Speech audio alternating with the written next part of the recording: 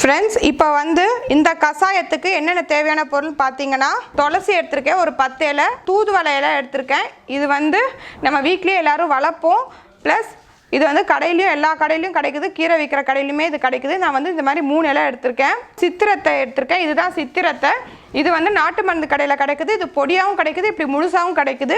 இதை வந்து வறுத்து நம்ம பொடி பண்ணி ஒரு டப்பாவில் போட்டு வச்சுக்கலாம். அப்படி இல்லாட்டி இப்படி முழுசாக எடுத்து இடித்து நம்ம யூஸ் பண்ணிக்கலாம். இஞ்சி, கற்பூரவள்ளி இலை, இது வந்து ஆடாதோட இலை. இது வந்து நம்ம எதுக்கு யூஸ் பண்ணுவோம்னு பார்த்தீங்கன்னா, வந்து வறட்டு இருமல் இருக்கிறவங்களுக்கு இல்லை சளி ரொம்ப நெஞ்சு சளி இருக்கிறவங்களுக்கு இதை யூஸ் பண்ணுவோன்னா அப்படியே சளி எல்லாமே 2 நாள் எல்லாமே வெளியே வந்துடும்.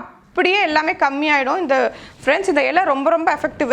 ஓமம் யூஸ் பண்ணியிருக்கேன் 1/4 டேபிள் ஸ்பூன், 1/4 டேபிள் ஸ்பூன் மிளகு, 1/4 டேபிள் ஸ்பூன் சீரகம், 1/2 டேபிள் ஸ்பூன் பனங்கற்கண்டு இல்லைன்னா கருப்பட்டி வெல்லம். பனங்கற்கண்டு யூஸ் பண்ணுறது ரொம்ப நல்லது ஃப்ரெண்ட்ஸ். வாங்க இது எப்படி செய்யறதுன்னு நம்ம பார்த்துடலாம். இப்போ வந்து நான் 1/4 டேபிள் ஸ்பூன் இதில் சீரகம் சேர்த்துக்கிறேன், ஒரு 7லேருந்து 8 மிளகு சேர்த்துக்கிறேன், ஒரு 1/4 டேபிள் ஸ்பூன் வந்து ஓமம் சேர்த்துக்கிறேன். இப்போ நான் வந்து ஒரு துண்டு இஞ்சி எடுத்துருக்கேன், இந்த மாதிரி இடிச்சு சேர்த்துக்கிறேன்.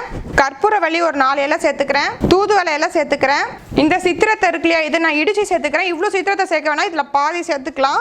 நான் இப்போ இந்த சித்திரத்தை வந்து இடிச்சு வச்சிருக்கேன். இது வந்து கொஞ்சம் ஹார்டாக இருக்கும். நல்லா 4-5 வாட்டி உரல்ல இடிச்சு சேர்த்துக்கோங்க. அப்படி இல்லைன்னா இந்த சித்திரத்தை பொடி யூஸ் பண்ணி கூட இதை நம்ம செஞ்சுக்கலாம். 10 துளசி இலை நான் இதில் சேர்த்துக்கிறேன். இந்த ஆடாதோட இலை சேர்த்துக்கிறேன். இப்போ வந்து நான் 1 கப் தண்ணி விடுறேன். 1/2 டேபிள் ஸ்பூன் பனங்கற்கண்டு சேர்க்கிறேன். இப்போ அடுப்பை பற்ற வச்சுக்கலாம். இதை நல்லா கலந்து விட்டுக்கலாம். இது பார்த்தீங்கன்னா நல்லா 5 நிமிஷம் கொதிக்கணும். இப்போ நம்ம 1 கப் தண்ணி விட்டுருக்கோம். இது வந்து சுண்டி 1/2 கப் வரணும். வந்த பிறகு அடுப்பு ஆஃப் பண்ணிட்டு இதை ஒரு 5 நிமிஷம் இதை அப்படியே விட்டுறணும். அதுக்கப்புறம் தான் நம்ம வடிகட்டி எடுத்துக்க போறோம். இதுக்கு வந்து நம்ம சேம் டோசேஜ் தான் ஃபாலோ பண்ண போறோம். இந்த ஃபர்ஸ்ட் 2 மெத்தட்ல சொன்ன மாதிரியே தான் அதே டோசேஜ் தான் இதுக்கும். பாருங்க, இது வந்து ஒரு நல்லா 5 நிமிஷம் கொதிச்சிருச்சு. இப்போ வந்து நான் போட்ட 1 கப் வந்து இப்போ சுண்டி 1/2 கப் ஆயிடுச்சு. இப்போ நான் வந்து அடுப்பை ஆஃப் பண்ணிக்கிறேன். ஒரு 10 நிமிஷம் இது செட்டில் ஆக விடுறேன். அதுக்கப்புறம் தான் இதை வடிகட்டி எடுத்துக்க போறேன்.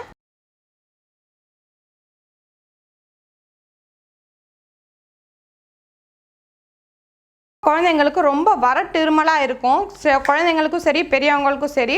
அதுக்கு வந்து என்ன கசாயம் அப்படின்னு பார்த்தீங்கன்னா, வறட்டு இருமலுக்கு கண்டிப்பாக வந்து ஆடாதோட தான் பெஸ்ட்டு. இது கொடுத்தீங்கனாலே நல்லா வந்து சொல்லி நல்லா குணமாயிடும். எங்கள் வீட்டில் வந்து நாங்கள் இந்த செடி வளர்க்குறோம், அதனால நான் இந்த இலையை எடுத்துக்கிட்டேன். அப்படி இல்லை என்னால் வளர்க்க முடியல, என்கிட்ட இல்லைன்னு நினைக்கிறவங்க வந்து நாட்டு மருந்து கடையில் இது வந்து பொடியாகவே விற்குது. இல்லைன்னா வீட்டில் இருக்கவங்க கூட சரி இதை வந்து நல்லா காய வச்சு பொடி பண்ணி நம்ம ஃப்ரெஷ்ஷாக டப்பால் எடுத்து வச்சுக்கலாம். எப்போ தேவையோ யூஸ் பண்ணிக்கலாம். இது வந்து நான் அந்த கஷாயத்துக்கு வந்து ஒரு 3 இலை எடுத்துக்கிறேன். அப்புறம் இஞ்சி ஒரு துண்டு, கற்பூரவள்ளி இலை, துளசி, பனங்கற்கண்டு 1/2 ஸ்பூன், சீரகம் ஒரு 1/4 ஸ்பூன், ஓமம் ஒரு 1/4 ஸ்பூன், நார்மல் மிளகு எடுத்திருக்கேன். வால் மிளகு கிடைச்சது அது கூட எடுத்துக்கலாம். வாங்க இந்த கஷாயம் எப்படி பண்றது நம்ம பார்த்துடலாம். இப்போ வந்து நான் 1/2 டேபிள் ஸ்பூன் வந்து சீரகம் சேர்த்துக்கிறேன், ஓமம் ஒரு 1/4 டேபிள் ஸ்பூன் சேர்த்துக்கிறேன், மிளகு ஒரு 5-6 சேர்த்துக்கிறேன், கற்பூரவள்ளி ஒரு 2 சேர்த்துக்கிறேன், ஆடாதோட வந்து ஒரு 3 இலை சேர்த்துக்கிறேன், துளசி ஒரு 10 இலை சேர்த்துக்கிறேன், இஞ்சி ஒரு துண்டு இடிச்சு சேர்த்துக்கிறேன். இது கூட பனங்கற்கண்டு 1/2 டேபிள் ஸ்பூன் சேர்த்துக்கிறேன். இப்போ வந்து இது எல்லாத்தையும் நல்லா ஒரு வாட்டி மிக்ஸ் பண்ணி விட்டுறலாம். இப்போ வந்து இது வந்து நல்லா கொதிக்கணும். இதோட டோசேஜ் வந்து நான் பிஃபோர் மெத்தட்லேயே சொல்லியிருக்கேன், அதே சேம் டோசேஜ் தான். நல்ல வறட்டிருமல் நெஞ்சு சளி இருக்கிறவங்களுக்கு இதை வந்து நீங்கள் கொடுத்தீங்கன்னா 3 வாட்டி கொடுக்கணும். காலையில் வெறும் வயிற்றில் குடிச்சிங்கன்னா ரொம்ப எஃபெக்டிவ். மத்தியானமும் ராத்திரியும் வந்து உங்களுக்கு எப்போ தேவையோ அப்போ குடிச்சிக்கலாம். ராத்திரி தூங்குறதுக்கு போகிறதுக்கு முன்னாடி குடிச்சிங்கன்னா ரொம்ப நல்லது. நல்லா தூக்கம் பீஸ்ஃபுல்லாக இருக்கும். இது வந்து நல்லா 5 நிமிஷம் கொதிக்கணும். இதை வந்து 1 கப் எடுத்திருக்கேன். இது வந்து நல்லா 1/2 கப் வரைக்கும் நல்லா சுண்ட விட்டுறணும். சுண்ட விட்டு ஒரு 10 நிமிஷம் அதுக்கப்புறம் தான் நம்ம இதை வடிகட்டி எடுத்துக்க போகிறோம். பாருங்கள், இது நல்லா கொதிக்குது. ஒரு 5 நிமிஷம் நல்லா கொதிக்கட்டும். இப்போ பார்த்தீங்கன்னா ஒரு 5 நிமிஷம் இது நல்லா கொதிச்சிடுச்சு. இப்போ வந்து இதை அடுப்பு ஆஃப் பண்ணிவிட்டு ஒரு 10 நிமிஷம் இது இப்படியே இருக்கட்டும். அதுக்கப்புறம் நம்ம இதை வடிகட்டிடலாம். இப்போ வந்து மழைக்காலம் ஆரம்பிச்சிடுச்சு இல்லையா. இப்போ யூஸ்வலாக வந்து நமக்கு அடிக்கடி மூக்கு வந்து கொணன்னு இருக்கும். குழந்தைங்களுக்கும் சரி சளி பிடிக்கிற மாதிரியே இருக்கும். குழந்தைங்களுக்கு சளி பிடிக்க போகுது அப்படின்னு தோணுச்சுன்னா நம்ம வந்து என்ன கசாயம் கொடுத்தா உடனே அது ஸ்டார்டிங் ஸ்டேஜ்லேயே ஸ்டாப் ஆகிடும் அப்படிங்கிறத நம்ம இன்றைக்கி பார்க்க போகிறோம். என்னென்ன இந்த கஷாயத்துக்கு எடுத்திருக்கேன்னு பார்த்தீங்கன்னா, நான் ஒரு 1/4 டேபிள் ஸ்பூன் வந்து ஓமம் எடுத்திருக்கேன், கொஞ்சம் ஒரு சின்ன துண்டு இஞ்சி, தூதுவளை வந்து சளி வராமல் இருக்க நமக்கு தடுக்கும். நான் தூதுவளை துவையலும் நான் பண்ணி காட்டியிருக்கேன் என்னோட தென்றல் கிச்சன் சேனலில். இது வேணுங்கிறவங்க வந்து கண்டிப்பாக அந்த சேனலுக்கு போய் பாருங்கள். யூடியூப்பில் தென்றல் கிச்சன் சேனலுக்கு போய் பாருங்கள். இதே மாதிரி இந்த துவையலும் நம்ம வந்து வாரத்துக்கு 2 வாட்டி அந்த மாதிரி மழை காலத்தில் கொடுத்தோன்னா குழந்தைங்களுக்கு சளி பிடிக்காது. நான் துளசி இலை ஒரு 5-6 எடுத்திருக்கேன், ஒரு வெத்தலை எடுத்திருக்கேன், 4 கற்பூரவள்ளி இலை எடுத்திருக்கேன், சித்திரத்தை எடுத்திருக்கேன். சித்திரத்தை பொடியாக எடுத்துக்கலாம். சித்திரத்தையும் வந்து நமக்கு சளி வராமல் தடுக்கும். சித்திரத்தை பொடியாக எடுத்துக்கலாம், இல்லாட்டி இதை இடிச்சும் நீங்கள் போட்டுக்கலாம்.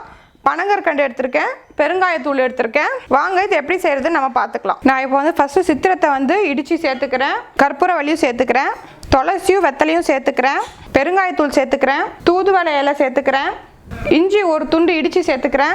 பாருங்க இந்த மாதிரி இடிச்சு சேர்த்துக்கிறேன். பனங்கற்கண்டு ஒரு 1/2 டேபிள் ஸ்பூன் சேர்த்துக்கிறேன். இப்போ இதெல்லாம் சேர்த்து 1 கப்பு தண்ணி விட்டு நான் வந்து இது எல்லாத்தையும் சேர்த்து கொதிக்க வைக்க போகிறேன். இப்போ வந்து நம்ம வந்து இப்போ ஒரு 4-5 மெத்தட் வந்து நம்ம தெரிஞ்சுக்கிட்டோம் இல்லையா. இந்த மாதிரி வந்து சளி இருக்கும் போது வந்து இந்த மெத்தடில் வந்து எது உங்களுக்கு ஈஸியாக இருக்கோ அதை நீங்கள் ஃபாலோ பண்ணிக்கிட்டிங்கன்னா எது அவைலபிளாக இருக்கோ அந்த குழந்தைங்களுக்கு இங்கிலீஷ் மெடிசன் கொடுக்கவே தேவையில்லை. குழந்தைங்களுக்கு இங்கிலீஷ் மெடிசன் கொடுக்கறது அவ்வளோவா நல்லதில்லை இப்போ சொல்கிறாங்க. நம்ம நாட்டு மருத்துவம் தாங்க எப்போவுமே பெஸ்ட்டு. அப்படி குழந்தைங்களுக்கு ரொம்ப சளி இருந்துச்சு அப்படி நாட்டு மருத்துவத்தில் கேட்கல அப்படின்னா நீங்கள் இங்கிலீஷ் மெடிசனுக்கு நீங்கள் போகலாம். ஸ்டார்டிங்லேயே வந்து நீங்கள் நம்ம நாட்டு மருத்துவம் செஞ்சுட்டிங்கன்னா அது ரொம்ப ஈஸி, சிம்பிள் கூட. வீட்டில் இருக்க பொருளை வச்சு நம்ம ஈஸியாக செஞ்சிடலாம். பாருங்க தண்ணி நல்லா கொதிச்சிருச்சு. இது ஒரு 5 நிமிஷம் கொதிச்ச பிறகு நம்ம அடுப்பை ஆஃப் பண்ணிட்டு அதுக்கப்புறம் ஒரு 10 நிமிஷம் விட்டுட்டு நம்ம இதை வடிகட்டி எடுத்துக்க போகிறோம். பாருங்க ஃப்ரெண்ட்ஸ், வீட்லேயே வந்து கஷாயம் எல்லாமே ரெடி ஆயிடுச்சு. இப்போ வந்து குழந்தைங்களுக்கு வந்து சளி இருக்குல்ல, அவங்களுக்கு சொல்ல தெரியாது, ஒரு மாதிரி குணகுணன்னு மூக்கெல்லாம் இருக்கும். ஸோ அந்த மாதிரி இருக்கும் போது அவங்களுக்கு பெஸ்ட் ரிலீஃப் வந்து இந்த ஆயில் நல்லா ரிலீஃப் தரும். நான் இதுக்கு வந்து என்னென்ன எடுத்திருக்கேன்னு பார்த்தீங்கன்னா, நான் 1 ஸ்பூன் தேங்காய் எண்ணெய் எடுத்திருக்கேன். செக்கில் ஆட்டின தேங்காய் எண்ணெய் நல்லா வாசனையாக இருக்கணும், அந்த தேங்காய் எண்ணெய் எடுத்துக்கோங்க. ஃபஸ்ட்டு வந்து நம்ம லைட்டாக வந்து அடுப்பை பற்ற வச்சுக்கிட்டு சிம்மில் வச்சுக்கோங்க. லைட்டாக வந்து இந்த ஒரு குழிக்கரண்டியில் இந்த மாதிரி போட்டுட்டு அது மேலே வைக்கணும். இப்போ இதில் வந்து லைட்டாக சூடான பிறகு நான் வந்து ஒரு 1/2 கற்பூரம் இதில் சேர்த்துக்கிறேன். இந்த கற்பூரத்தோட நான் சும்மா ஒரு 4-5 வந்து ஓமம் சேர்த்துக்கிறேன். அது கூட ஒரு பூண்டு சேர்த்துக்கிறேன், 2 மிளகு சேர்த்துக்கிறேன். இது வந்து நல்லா சூடாகணும். இந்த எண்ணெய் வந்து ஓரளவு நல்லா சூடாகணும், ரொம்ப சூடாகக்கூடாது. நம்ம போட்ட கற்பூரம் எல்லாமே வந்து கரைஞ்சிடணும். பாருங்க இந்த எண்ணெய் நல்லா சூடாயிடுச்சு. ஒரு 5 நிமிஷம் இந்த எண்ணெய் வந்து நல்லா ஆறட்டும். இதுக்கு வந்து நம்ம ஒரு குட்டி கப்பில் ஊற்றி வச்சுக்கலாம். ஊற்றி வச்சுட்டு குழந்தைங்க வந்து தூங்கும் போது நெத்தியில், மூக்கில், நெஞ்சில், முதுகில் இதை வந்து நல்லா நம்ம வந்து கையில் எடுத்து நல்லா அப்ளை பண்ணி விட்டுறணும். இப்படி வந்து கொஞ்சம் கொஞ்சமாக போட்டு இந்த மாதிரி நல்லா நம்ம தேய்ச்சி எடுத்துக்கணும். இந்த ஆயில் வந்து நல்லா வெது வெதுப்பாக இருக்கும் போது குழந்தைங்க பாடியில் தேய்ங்க, அவங்களுக்கு நல்லா ரிலீஃபாக இருக்கும். குழந்தைங்க நல்லா தூங்குவாங்க 2-3 மணி நேரம். என் குழந்தைங்களுக்குலாம் இந்த மாதிரி தான் நாங்கள் பண்ணுவோம், நல்லா தூங்கிடுவாங்க. இந்த கஷாயத்தையும் கொடுத்துட்டு சாப்பாடு கொடுத்துட்டு அதுக்கப்புறம் இந்த எண்ணெயும் நாங்கள் நல்லா தடவி விட்டுட்டு தூங்க வச்சிட்டோம்னா 2 மணி நேரத்துக்கு நல்லா தூங்குவாங்க. இந்த வெத்தலையில் வந்து அந்த எண்ணெயை நான் தேய்ச்சிக்கிட்டேன். இப்போ நான் என்ன செய்ய போகிறேன், இந்த வெத்தலையை வந்து இந்த அடுப்பில் காட்டிக்க போகிறேன். அடுப்பில் காட்டிக்கலாம், அப்படி இல்லாட்டி அகல் விளக்கு இருக்குல்லையா அதுலேயும் காட்டிக்கலாம். இப்படி லைட்டாக காட்டி எடுத்தால் போதும். சும்மா ஒரு 5-10 செகண்டு காட்டி எடுத்தால் போதும். இது நல்லா வந்து சூடாயிடும்.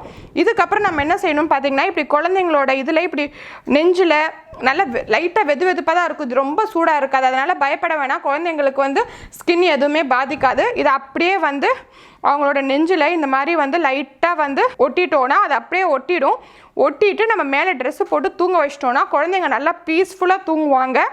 இது வந்து நல்லா ஒரு கதகதப்பை கொடுத்துக்கிட்டே இருக்கும் குழந்தைங்களுக்கு. இந்த எண்ணெயும் இந்த வெத்தலையும் நல்லா அவங்க பீஸ்ஃபுல்லாக 2-3 மணி நேரம் தூங்குவாங்க. நீங்கள் வந்து ஒரு 2 வாட்டி பண்ணிங்கன்னா போதும். காலையில் ஒரு வாட்டி, சாயந்தரம் ஒரு வாட்டி. குழந்தைங்களுக்கு நல்லா ரிலீஃப் கிடைக்கும். நெஞ்சில் 2 இந்த மாதிரி நம்ம வந்து போட்டுட்டு தூங்க வச்சோன்னா குழந்தைங்க நல்லா நிம்மதியாக தூங்குவாங்க. என்ன ஃப்ரெண்ட்ஸ், உங்களுக்கு இந்த வீடியோ கண்டிப்பாக யூஸ்ஃபுல்லாக இருக்கும் தான் நம்புகிறேன். உங்களுக்கு இந்த வீடியோ பிடிச்சிருந்தா தென்றல் கிச்சனுக்கு மறக்காமல் சப்ஸ்கிரைப் பண்ணுங்கள் மற்றும் பக்கத்தில் இருக்க பெல் பட்டனையும் ப்ரெஸ் பண்ணுங்கள். நான் வேறு ஒரு நல்ல வீடியோவில் உங்களை சந்திக்கிறேன். நன்றி, வணக்கம்.